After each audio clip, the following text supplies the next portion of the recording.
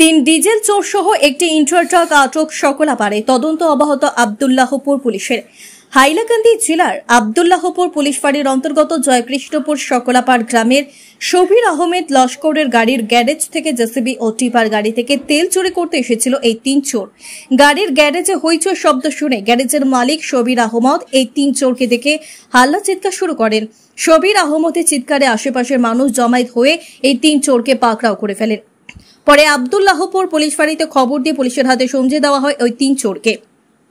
জানা যায় এই তিন চোর দীর্ঘদিন ধরে লালা এবং জয়কৃষ্ণপুর সহ শাহাবাদ এলাকা থেকে একের পর এক চুরি করে যাচ্ছেন। শেষ পর্যন্ত জয়কৃষ্ণপুর সকলাপাড়ের স্থানীয়দের সহযোগিতায় পুলিশের হাতে প্রেরণ করা হয়। ধৃত তিন চোর হল জামিরা দ্বিতীয় খণ্ডের হাবিবুল্লাহ বড় ভূঁইয়া, পালুইচড়া প্রথম খণ্ডের মহিবুর রহমান বড় ভূঁইয়া ও মাটিজুরি বন্দুকমারার রাহিম উদ্দিন লস্কর। AS11EC 8189 নম্বরের একটি ইন্টার ট্রাক সঙ্গে নিয়ে দীর্ঘদিন ধরে ওইসব এলাকা থেকে এভাবে চুরি করে যাচ্ছেন। বর্তমান আব্দুল্লাহপুর পুলিশ ফাঁড়ির হেফাজতে রয়েছেন ধৃতরা। ওদের সাথে আরো কেউ জড়িত আছে কিনা তার জন্য পুলিশি তদন্ত অব্যাহত রেখেছে। Bureau report, daily Barak.